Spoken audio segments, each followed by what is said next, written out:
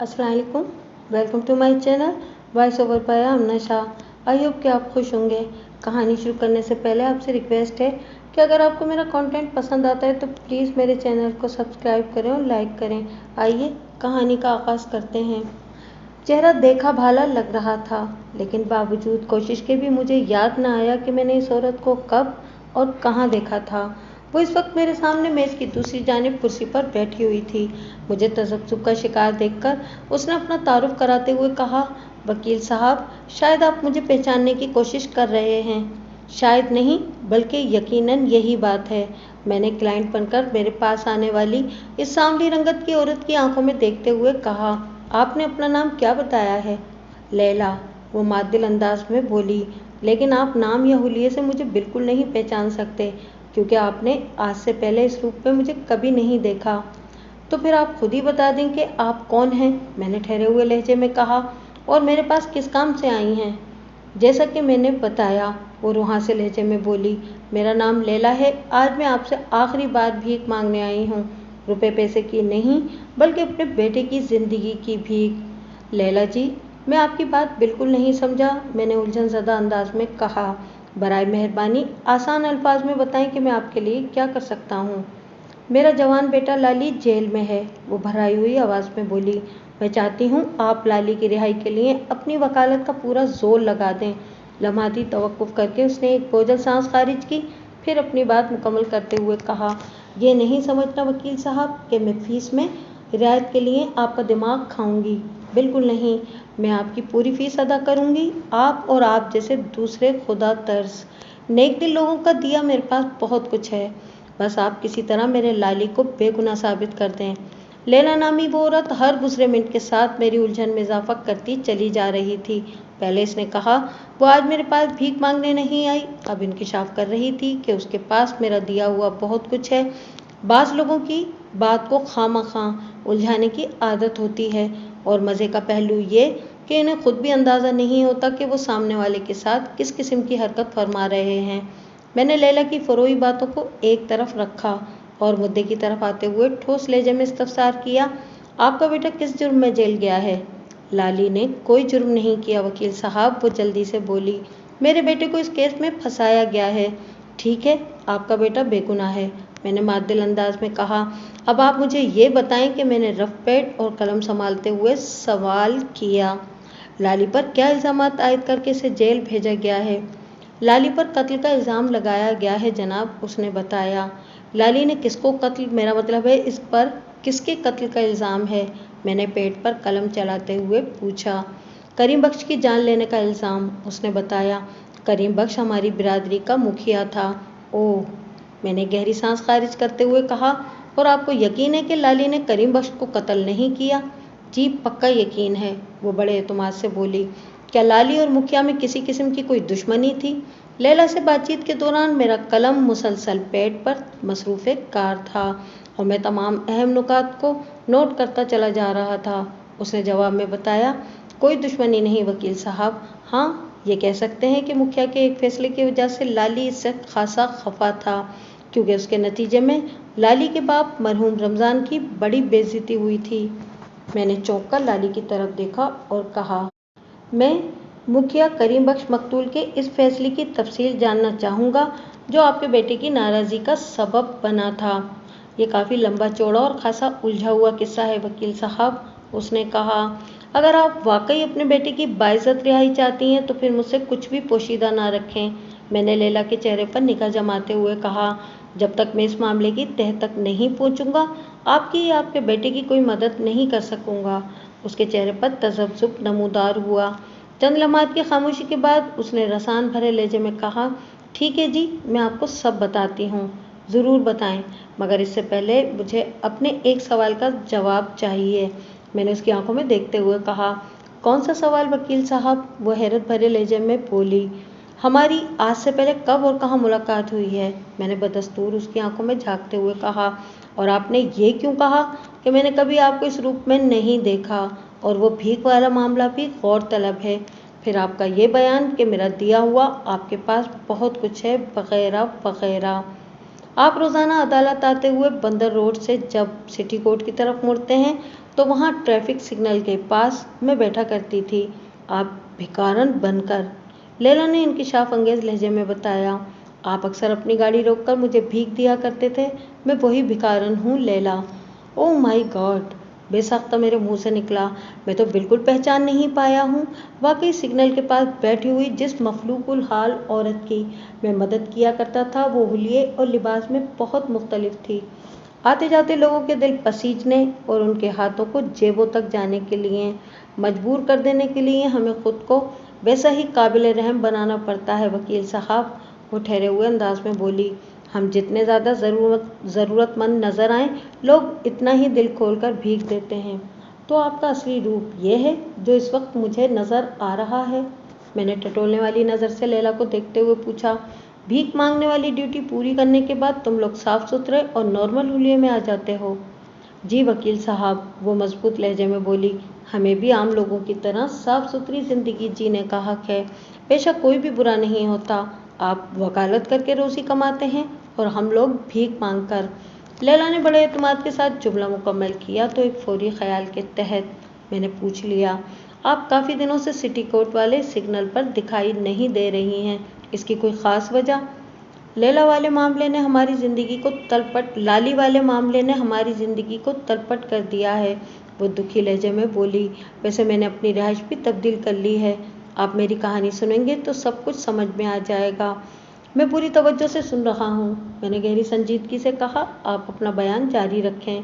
लैला ने मुझे खुद पर बीती हुई विपदा सुनाई। मैं उसका खुलासा आपकी खिदमत में पेश करता हूँ ताकि आप लैला के बेटे लाली के केस का पस मंज़र अच्छी तरह जान जाएं। एक बात की वजाहत कर दूं कि मैंने कई ऐसी बातों को भी शामिल कर लिया है जो बादअज़ा मुझे किसी और ज़रिए से मालूम हुई थी। इसी तरह मैंने बाज़ बातों को दानिस्ता इस बयान से गायब कर दिया है ताकि इस दास्तान के अंदर तजस्सुस का उनसर बदरजा आतम मौजूद रहे।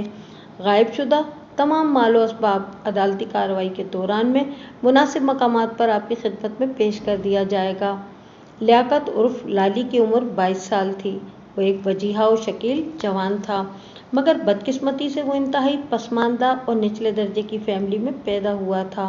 वो लोग एक मखसूस बिरादरी से ताल्लुक़ रखते थे जिनका जिक्र करना ज़रूरी नहीं। ये बिरादरी वाले अमूमन एक ही जगह मिलकर रहते थे और बिरादरी सिस्टम की पासदारी सब पर लाजिम थी। लाली, इसकी माँ लैला और बाप रमज़ान अमन सुकून से ज़िंदगी गुजार रहे थे कि एक अजीब व गरीब वाक़ये ने सब तितर बितर कर दिया। इस बस्ती की ज़्यादातर औरतें साहिब हैसियत लोगों के घरों में बतौर मासी काम किया करती थीं और लैला की तरह भीख मांगना ज़्यादा मुनासिब समझती थीं। मर्दों की एक बड़ी तादाद अपने घरों में पड़े चारपाइयाँ तोड़ते थे और रेडियो पर मुख्तलिफ गाने सुना करते थे। बच्चों में पढ़ने लिखने से ज़्यादा खेलने कूदने का रुझान पाया जाता था। नौजवान या तो कुछ भी नहीं करते थे और या फिर फैक्ट्री वगैरह में मजदूरी का काम किया करते थे। मादूदे चंद ऐसे भी थे जो बस्ती के अंदर ही छोटी मोटी दुकानें चलाते थे। लाली की अपनी दुकान नहीं थी, वो एक फल फरोश के पास काम करता था। मज़कूरा फल फरोश का नाम था रब नवाज जिस्मानी तौर पर एक माजूर इंसान था। इसकी ज़िंदगी व्हील चेयर की रहीन मिन्नत थी। लाली को इसने अपनी मदद के लिए रखा हुआ था और इस काम के बदले वो लाली को माकूल मुआवजा दिया करता था। रब नवाज की एक ही बेटी थी, रज़िया उर्फ जिया का शुमार बस्ती की हसीन और जमील लड़कियों में होता था। जिया की माँ सफ़िया का 5 साल पहले इंतकाल हो गया था। सब कुछ ठीक ठाक चल रहा था कि एक दिन लाली पर एक अनोखी उफ्ताद आन पड़ी। रब नवाज फल सब्जी और दीगर सौदा सलफ लाली के हाथ ही घर भिजवाया करता था। वो ये सामान वगैरह दरवाजे पर ही जिया को थमाकर वापस आ जाया करता था। इस रोज़ जिया ने एक काम के बहाने से घर के अंदर आने को कहा। लाली, मैंने पानी की बाल्टी बहुत ज़्यादा भर दी है। जिया ने मिन्नत रेज लहजे में कहा। मुझसे उठाई नहीं जा रही, अगर तुम इस बाल्टी को उठाकर सहन से बर्ची खाने में रख दो तो मेहरबानी होगी। एक लम्हा सोचे बगैर लाली घर के अंदर दाखिल हो गया। जिया का बताया हुआ काम करके वो वापस जाने के लिए मुड़ा तो वो सरसरी अंदाज में बोली, अरे याद आया कि कमरे का बल्ब भी फ्यूज़ है। अब्बा ने बल्ब मंगवा तो लिया था, लेकिन जाहिर है वो व्हील चेयर से उठकर बल्ब नहीं लगा सकता और इतनी बुलंदी तक मेरा हाथ नहीं जा रहा। अगर तुम लाओ वो बल्ब मुझे दो। वो जिया की बात पूरी होने से पहले ही बोल उठा, मैं लगा देता हूँ, आ जाओ, बल्ब कमरे के अंदर ही रखा हुआ है। ये कहते हुए जिया कमरे की जानिब बढ़ गई। लाली ने इसकी तकलीद की। दोनों आगे पीछे कमरे के अंदर पहुंचे। इसके साथ ही वो कुछ हो गया जिसका लाली ने कभी तसव्वुर भी नहीं किया था। जिया ने कमरे के दरवाजे को अंदर से कुंडी लगाई और हलक की पूरी कुव्वत के साथ चीखना चिल्लाना शुरू कर दिया। काबिल इसके कि लाली सूरत हाल की संगीनी को समझ पाता, जिया ने अपने लिबास को 2-3 मकामात से फाड़ डाला और बाल खोलकर इस अंदाज में बिखरा लिए जैसे वो किसी जुल्म से गुजरी हो। इस दौरान में उसकी बुलंद आहंग चीखो पुकार और रोना धोना भी जारी था। वो बस्ती निहायती मुख्तसर साइज के सिंगल स्टोरी क्वार्टर नुमा घरों पर मुश्तमिल थी, बल्कि इस बस्ती को झोपड़पट्टी कहना ज़्यादा मुनासिब होगा। जिया की फरियाद फौरन से पेश तक बस्ती वालों तक पहुंच गई और वो लोग आने वाहिद में उसकी मदद को आ गए। दरवाज़ा तोड़ने पर अंदर के मनाजिर ने सबको मबहूत कर दिया। जिया को रेस्क्यू कर लिया गया। लाली ने अपनी सफाई में सच्चाई बयान करने की कोशिश की, मगर किसी ने इसकी बात का यकीन नहीं किया। जिया के मौक़िफ़ को दुरुस्त मानकर पहले तो लोगों ने लाली की खूब धुलाई की, फिर इस मामले को बिरादरी की पंचायत के सुपुर्द कर दिया गया। वो लोग अपने तनाज़ात के ज़्यादातर फैसले अदालत का रुख किए बगैर अपने मुखिया की मजलिस ही में कर लिया करते थे। मुखिया करीम बख्श की सदारत में पंचायत का इनेकाद किया गया, जिसमें जिया और लाली के बाप के अलावा भी लगभग 2 दर्जन अफराद शामिल थे। इस मजलिस में सिर्फ मर्दों ही को शिरकत की इजाज़त थी। जिया और लाली का बयान तन्हाई में फर्दन फर्दन मुखिया ने ले लिया था, लिहाजा वो इस पंचायत में मौजूद नहीं थे। मैंने इस मामले पर बहुत गौर किया है। मुखिया करीम बख्श ने भारी भरकम आवाज़ में बोलना शुरू किया। अगर सिर्फ लड़की की तरफ से मुझ तक ऐसी शिकायत पहुंचती तो इस सूरत में लड़के के बयान की अहमियत काफ़ी बढ़ जाती, लेकिन यहाँ तो मामला ही कुछ और है। निस्फ दर्जन के करीब ऐनी शाहिद मौजूद हैं जो लड़की की चीखों पुकार पर वहाँ पहुँचे और उन्होंने दरवाज़ा तोड़कर रब नवाज की बेटी को रमज़ान के बेटे से बचाया। लड़की का लिबास कई जगह से फट चुका था और वो रो रो कर दुहाई भी दे रही थी। ये बात बिल्कुल साफ है कि रमज़ान के लड़के लाली ने रब नवाज की बेटी जिया पर मुजरमाना हमला किया है, जिसमें से खातिर खा कामयाबी नहीं हो सकी। अब बात की जाएगी इस जुर्म की सज़ा की। मुखिया ने लम्हाती तवक्कुफ़ करके गहरी सांस खारिज की, फिर हाज़रीन मजलिस पर एक दायराना निगाह डालने के बाद बोला, लड़का और लड़की दोनों कंवारे हैं। हमारी बिरादरी के उसूल और कदीम रवायत के मुताबिक अगर कोई गैर शादीशुदा मर्द किसी गैर शादीशुदा औरत के साथ ऐसी दस्तराजी की कोशिश करता है कि उसका मकसद इस लड़की या औरत की आबरू रेजी हो, तो ऐसे मुजरिम मर्द को सज़ा के तौर पर इसी लड़की या औरत से शादी करना पड़ती है। आप सब लोग इस कानून से वाकिफ़ हैं ना? मुखिया ने सवालिया जुमले पर बात मुकम्मल की तो हाज़रीन मजलिस ने हाथ उठाकर और ज़बानी इकरार से इस अजीब व गरीब कानून से अपनी वाकफियत का इजहार किया। अगरचे इस बिरादरी के इस कानून की मेरी नज़र में कोई अहमियत नहीं थी, ताहम जहाँ बिरादरी सिस्टम बहुत ज़्यादा मजबूत हो, वहाँ इस किस्म की बाज़ नाकाबिल यकीन रवायात और इन पर अमल होता देखने को मिलता है। ऐसे कवायद व ज़वाबित में मंतक को तलाश नहीं किया जा सकता। रब नवाज मुखिया जिया के बाप से मुखातिब होते हुए बोला, क्या तुम्हें मेरे फैसले पर कोई एतराज़ है? नहीं जी। रब नवाज नफ़ी में गर्दन हिलाते हुए बोला, आप हमारे बड़े हैं, आपका हर फैसला हमें कबूल है। जिया बिन माँ की बच्ची है। मैंने लाली को हमेशा अपने औलाद की तरह समझा है। मैं तो सोच भी नहीं सकता था कि वो यूं मेरे एतमाद का खून कर डालेगा। उसने मेरी इज़्ज़त बर्बाद करने की कोशिश की है।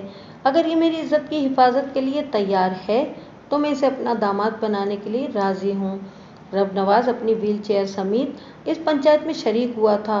बात के इख्तिताम पर उसकी आंखें भर आईं और वो फूट फूट कर रोने लगा। इस जज्बाती मंजर ने सबको अफसरदा कर दिया।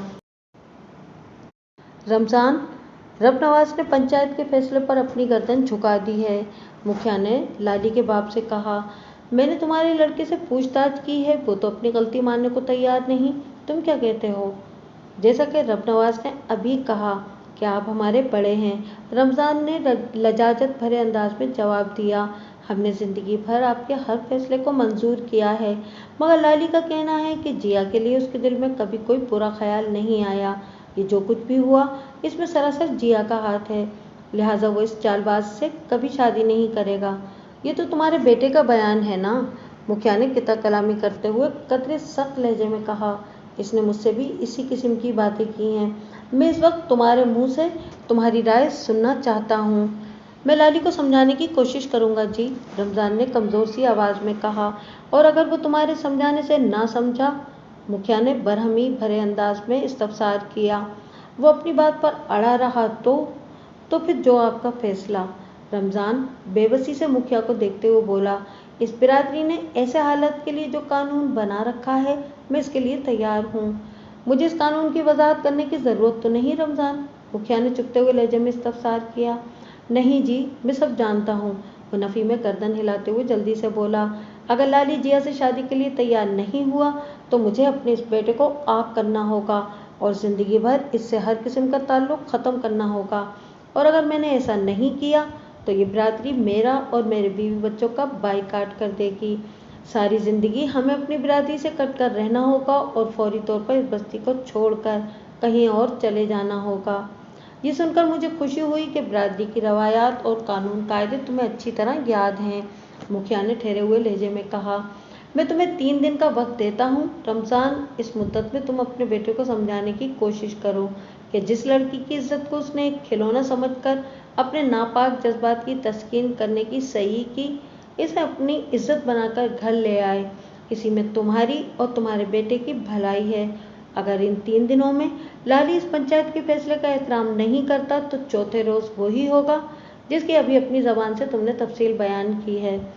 महफिल बर्खास्त हो गई। रमजान और लैला ने 1 दिन और 2 रातें इस कोशिश में गुजार दी कि लाली पंचायत के फैसले को कबूल कर ले, लेकिन इनकी सारी मेहनत रायगा गई। यह नहीं हो सकता। वो अपने मौक़िफ़ पर डटा रहा, किसी भी कीमत पर नहीं। 1 मिनट के लिए हम मान लें कि सारी गलती जिया की है, लैला ने मादिल अंदाज में कहा, लेकिन वो एक खूबसूरत लड़की है, अपने बाप की अकलौती औलाद।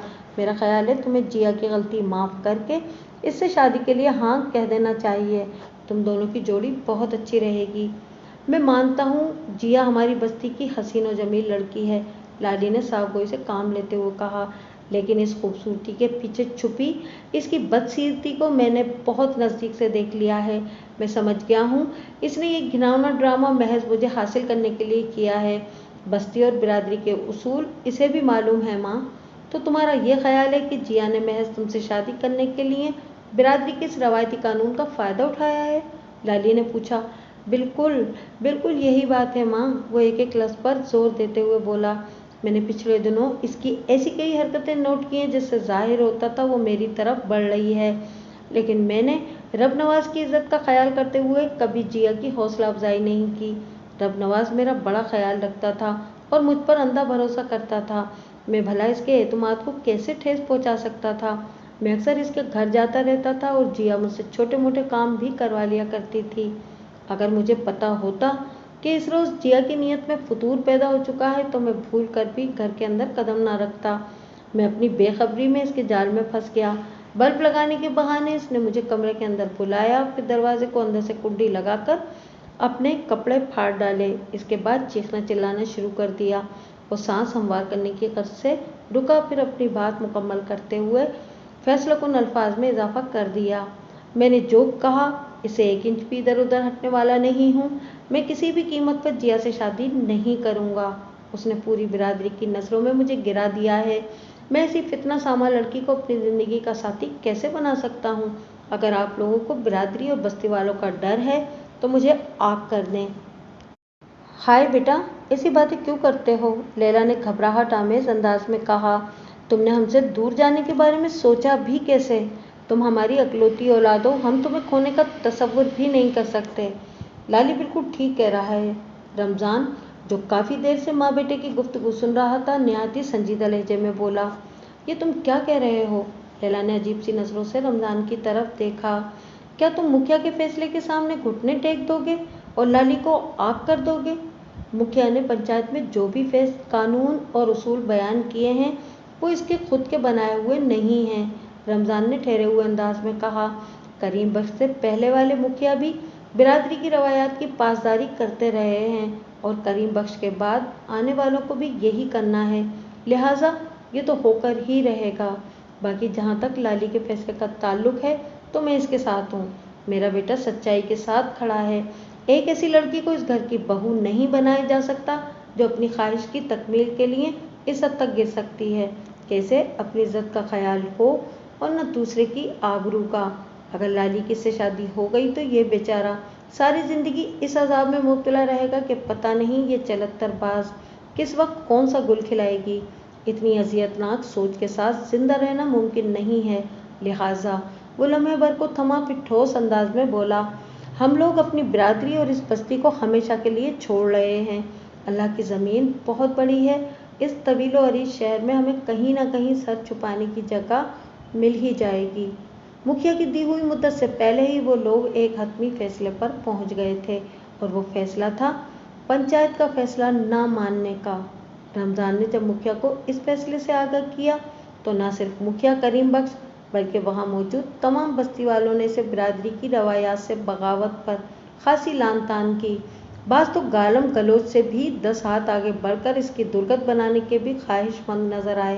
ताहम मुखिया ने उन्हें ऐसा करने की इजाज़त नहीं दी। बहरहाल इन लोगों ने ज़बानी कलामी जी भरकर रमज़ान को जलील रुस्वा किया। इस मौके पर मुखिया ने इससे कहा, रमज़ान, तुम्हारे हक में यही बेहतर होगा कि तुम जल्द से जल्द अपनी बीवी और बेटे को लेकर बस्ती से निकल जाओ। तुम्हारे फैसले ने पास गर्म दिमाग के लोगों को भड़का दिया है। मैं हर वक्त तुम्हारी हिफाजत नहीं कर सकूंगा। समझाना मेरा काम था, वो मैंने कर दिया। आगे तुम्हारी मर्जी। रमज़ान ने कुछ नहीं कहा और असबात में सर हिलाकर वहां से वापस आ गया। आइंदा अलग सुबह वो लोग इस बस्ती और अपनी बिरादरी को हमेशा के लिए छोड़कर कराची के एक इलाके चनेसर गोट मुंतकिल हो गए। चनेसर गोट में आबाद होने में इन्हें किसी मुश्किल का सामना नहीं करना पड़ा। लैला को सिटी कोट वाला सिग्नल घर से काफ़ी दूर पड़ता था। उसने अपना ठिकाना बदलने के बारे में सोचा तो लाली ने मजबूत लहजे में कहा, ये सब मेरी वजह से हुआ है, लिहाजा मैं ही इसे ठीक भी करूँगा। क्या मतलब है तुम्हारा? रमज़ान ने बेटे से पूछा। आज से माँ धंधे पर नहीं जाएगी, लाली ने सपाट आवाज़ में कहा। तुम्हारा दिमाग तो ख़राब नहीं हो गया लाली? लैला चीख कर बोली। मैं घर से नहीं निकलूंगी तो गुजारा कैसे होगा? इस घर को चलाना मेरी जिम्मेदारी है, लाली पुरअज़्म अंदाज में बोला। आप दोनों अब आराम करोगे, कमा कर लाना मेरा काम है। रमज़ान पूछे बिना न रह सका, आखिर तुमने क्या करने का सोचा है? फल की खरीदो फरोख्त के तमाम गुर मैंने सीख लिए हैं, वो वजाहत करते हुए बोला। मैं रोज़ाना फ्रूट मंडी जाऊंगा और अपनी ज़रूरत के तमाम फल खरीद कर लाऊंगा। मैंने ठेला लगाने के लिए काला पुल के पास एक मुनासिब सी जगह भी देख ली है। मैं दिन भर वहाँ फल बेचा करूँगा। हमारे नसीब में जो होगा वो हमें ज़रूर मिलेगा। तुम्हारे इरादे तो बहुत अच्छे हैं लाली। रमज़ान ने नज़र भरकर अपने बेटे को देखा और कहा, मेरी दुआ है कि अल्लाह तुम्हें कामयाबी दे। लाली ने हंस इरादा काले पुल पर फ्रूट का ठेला लगा लिया। उसने लैला को सख्ती से मना कर रखा था कि वो भीख मांगने के बारे में गलती से भी नहीं सोचेगी, सो वो घर के कामकाज में मगन हो गई। रमज़ान को इस घर में हर तरह का आराम मैसर था। ताहम इस वाक़े के बाद वो बहुत बुझा बुझा और उदास रहने लगा था। वो अपनी ज़िल्लत और बेइज्जती को कोशिश के बावजूद भी भूल नहीं सका था। बिरादरी के बाइकाट और बस्ती से निकाले जाने वाले जैसे वाक़यात ने उसे अंदर बाहर से तोड़कर रख दिया था। रमज़ान को जो रोग लग गया था वो हर गुजरते दिन के साथ बढ़ता चला गया। इसे एक चुप्सी लग गई। वो अंदर ही अंदर कुढ़ने लगा। इस सदमे ने बिलाखिर उसकी जान ले ली। एक रात वो ऐसा सोया कि फिर कभी ना उठ सका। लैला मुखिया को रमज़ान की मौत का जिम्मेदार समझती थी, क्योंकि करीम बख्श ने पंचायत में जो फैसला किया था उसने रमज़ान को जीते जी मौत के मुंह में धकेल दिया था। जबकि लाली का ख्याल था कि इस फसाद की असल जड़ जिया थी, जिसके रचाए हुए ड्रामे ने इसे और इसके बाप को कहीं मुंह दिखाने के काबिल नहीं छोड़ा था। एक अच्छी बात यह थी कि इस नाखुशगवार वाक़े के बाद लाली के अंदर एक बुर्दबार और ज़िम्मेदार नौजवान पैदा हो गया था, जो माजी की तल्ख और तुर्श यादों को भुलाकर हाल में जान तोड़ मेहनत कर रहा था ताकि मुस्तकबिल को बेहतर और खुशगवार बनाया जा सके। लाली और जिया वाला वाक़या 8 फरवरी की सहपहर में पेश आया था। इन लोगों ने 10 फरवरी की सुबह बस्ती को खैरबाद कहकर चनेसर गोट में सकूनत इख्तियार कर ली थी। 7 मार्च की सुबह रमज़ान अपने बिस्तर पर मुर्दा हालत में पाया गया था। 14 मार्च को किसी शख्स ने बेदर्दी से मुखिया को मौत के घाट उतार दिया था। लाली की गिरफ्तारी 15 मार्च की दोपहर अमल में आई और ये केस 10 अप्रैल को मेरे पास आया था। आगे बढ़ने से पहले पोस्टमार्टम रिपोर्ट का जिक्र ज़रूरी है। इस रिपोर्ट के मुताबिक करीम बख्श की मौत 14 मार्च की सपहर 2 और 4 बजे के दरमियान वाक़ हुई थी। किसी तेज धार आले की मदद से गर्दन काट कर इसे हलाक किया गया था। कटी हुई गर्दन का घाव कमोवेश 6 इंच का था, जो नरखरे से शुरू होकर मकतूल करीम बख्श के दाएं कान के निचले हिस्से तक चला गया था। मेडिकल एग्जामिनर की रिपोर्ट से पता चलता था कि मकतूल को गहरी नींद के दौरान में फना के घाट उतारा गया था। मौत का बुनियादी सबब मकतूल के जिस्म से खून का हद से ज़्यादा इखराज था।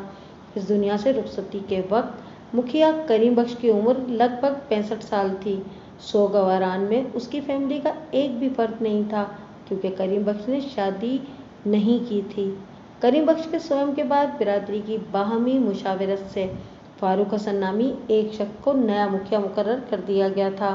फारूक हसन की उम्र 50 के आसपास थी और वो फैमिली वाला था। आइंदा पेशी उस 10 दिन के बाद थी। मेरे लिए इतनी मोहलत काफ़ी थी।